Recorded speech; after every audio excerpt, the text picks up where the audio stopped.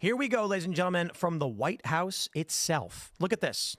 Whitehouse.gov, lab leak true origins of COVID-19. And right here is this interesting photo of Fauci touching his forehead where it shows the grant of clemency from Joseph R. Biden.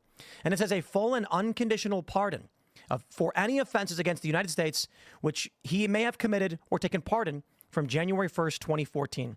Now, the reason that's interesting is that this is the repurposed COVID.gov, which highlights the lab leak origins. It goes on to basically say, here are the origins. Here's the Wuhan Institute of Virology in the wet market. But what I find really interesting is that it basically goes through how Fauci, and with his funding through Peter Daszak into the Wuhan lab, they were doing gain-of-function research. It even says a lab-related incident involving gain-of-function research is the most likely origin. They mention the NIH failures. They then show Fauci's pardon, and then they go to show obstruction, lying. They mention New York obstruction. They mention how they say mask mandates. There was no evidence. There was no evidence for lockdowns or social distancing. My view of this, the only reason you do this is that you are prepping the public for some kind of enforcement action. They don't need to repurpose it and create an entire, I mean, they designed this has got code and graphics and everything. They want public perception on this issue. They showed Donald Trump. Now, I don't know if we'll ever actually see arrests of people who we feel did wrong at any point in time in the previous administration or otherwise. I mean, Fauci was working in the Trump administration.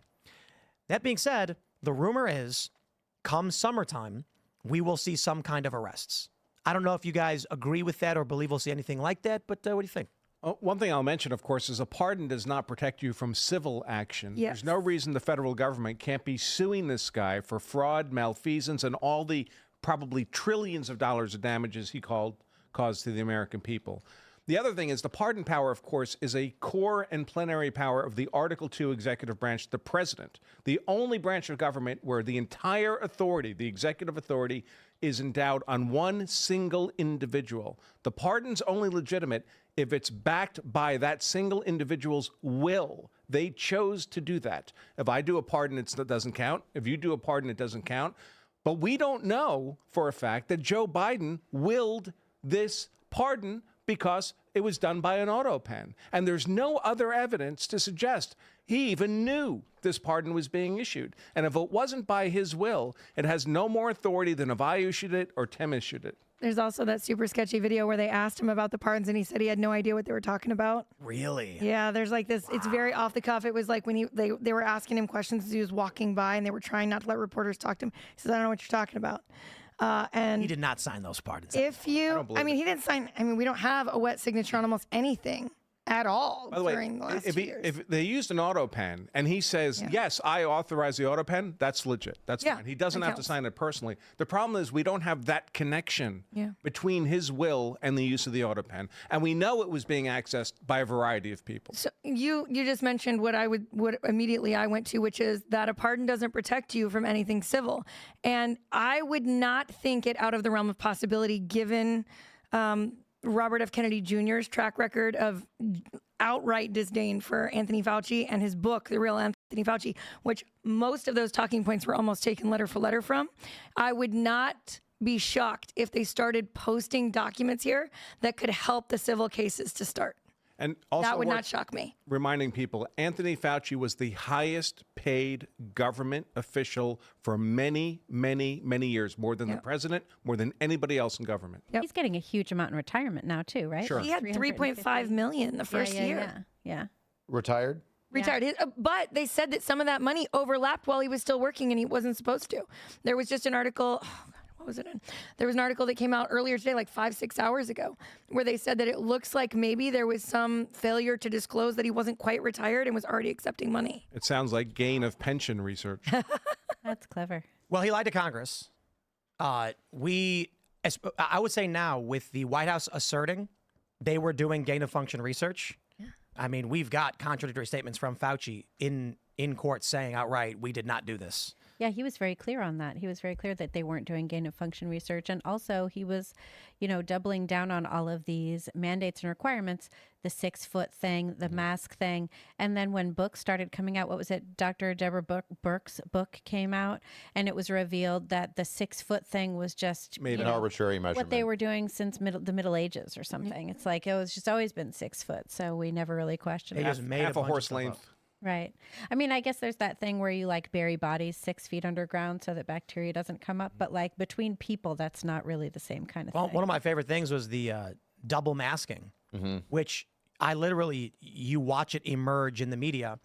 First, someone randomly and arbitrarily asked Dr. Fauci, if a mask protects you, wouldn't 2 masks be better? And he shrugged it off like, I don't know.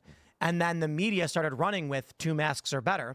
And then once it got reported that 2 masks were better, Fauci just agreed with it. And he started wearing 2 masks. Yep. My favorite mask, though, had to have been Alyssa Milano's crocheted the knit mask. one. You have a favorite mask? That was my favorite one because she took a selfie of her and her family in their car, and they were all masked up. And she was like, I made mine. And everyone was like, you realize there's holes in it. Because she's secretly based. Yeah. Well, She's letting it slide. Secretly, not so secretly an idiot. The truth is there are holes in all masks of varying sizes.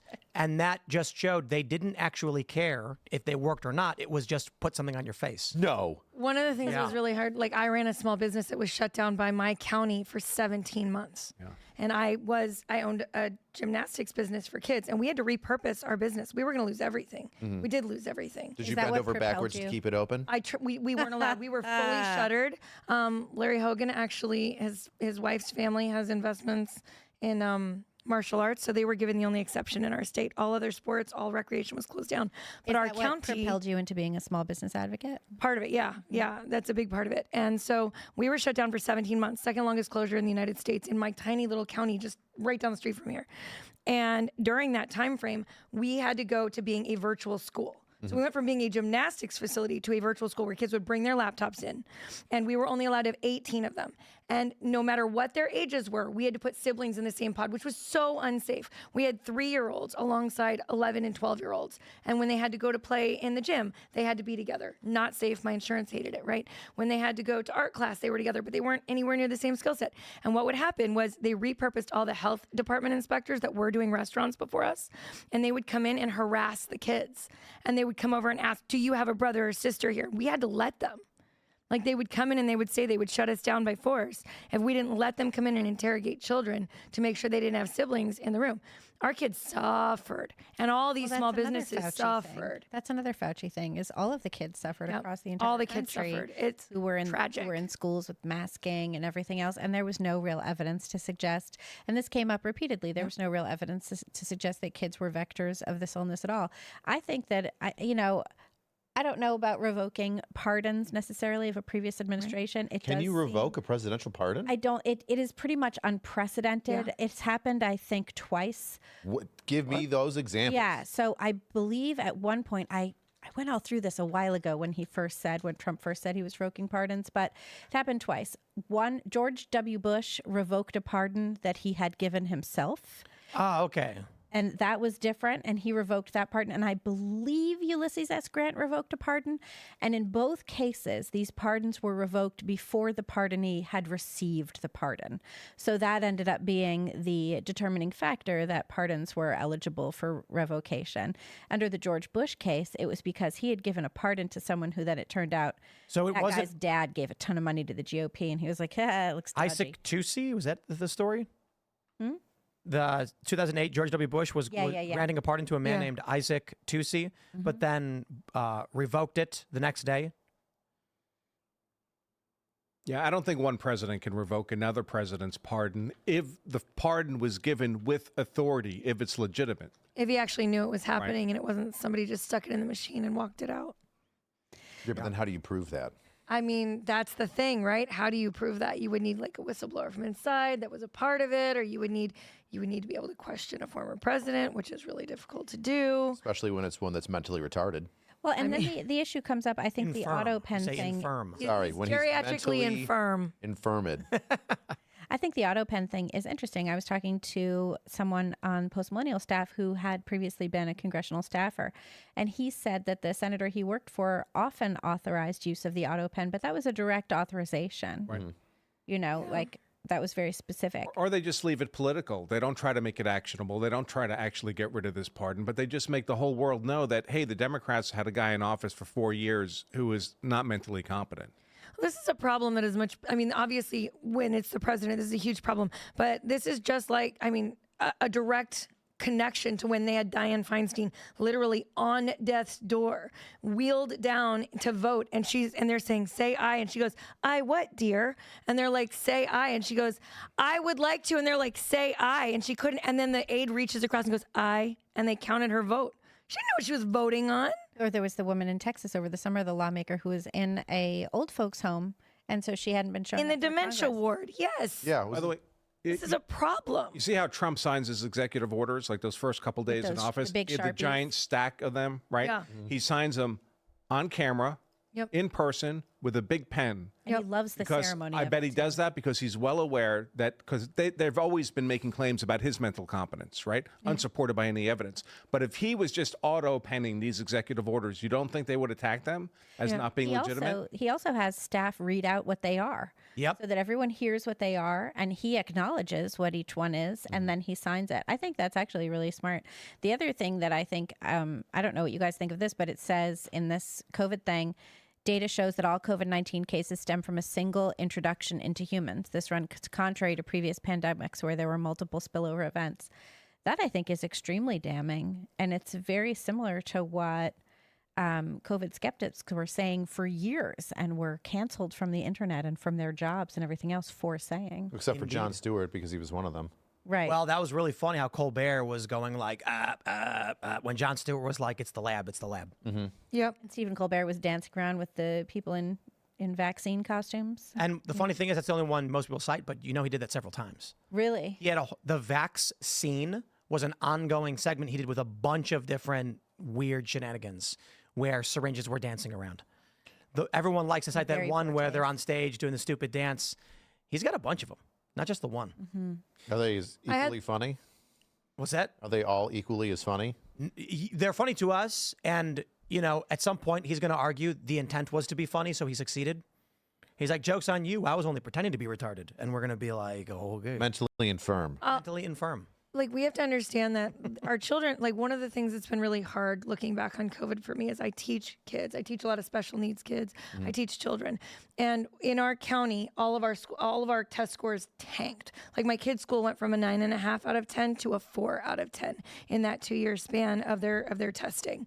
Most of the kids are now reading 3 grade levels below when they were at level at the time that the pandemic began, right? But one of the things that has been striking is that what we have done is conditioned this entire younger side of the generation that's come up through this to lose their ability to think imaginatively, which doesn't seem like a big deal if you're like, oh, they can't pretend to be a fireman or a police officer, right? But it is a very big deal if you need them to creatively problem solve or innovate. We have literally stunted the ability to innovate because we taught them everything was real. Everything. We taught kids that if you touch your friend, you could die. And if you don't scrub your hands, you could get sick. And you could make your grandma die. And if you like breach these protocols, we damaged children in ways that we will not know, we will not fully see fleshed out for decades. But it will be long-term, like, it's going to be catastrophic. So we had a caller on the Uncensored Call-In show who made a really interesting point about autism rates in kids because RFK Jr. has been talking about this massive spike. And I'm going to paraphrase the general idea because the idea was that what we perceive to be autism in young people today may actually be developmental disabilities caused by tablets. And some people instantly said, BS, there are kids that are 1 or 2 that are showing autism symptoms. So I want to clarify this, but I do think it's important to talk about. We're seeing a massive uptick in autism diagnoses now among very young people, children, you know, over the past 10 years.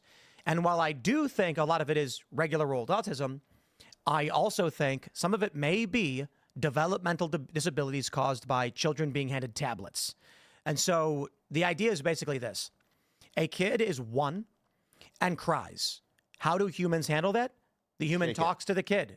Yeah, don't shake your babies. Oh, That's coming from a cop who said that. I don't know what you're talking about. But we largely will talk to the kid, right? So I have a new baby cries, and my wife is saying, like, what do you want? I just fed you, and interacting in a normal human way. Parents now put a tablet in front of the kid or the baby and press play. That is not a normal social interaction. So what then happens is, in the most formative years of a human's life, when the neural pathways are being built around how a human needs to interact, they've replaced human social interaction with auto-played videos. What do you get? A child that is dissociative, antisocial, that may be similar to autism symptoms that is being diagnosed as it, but it could be technology causing this. Well,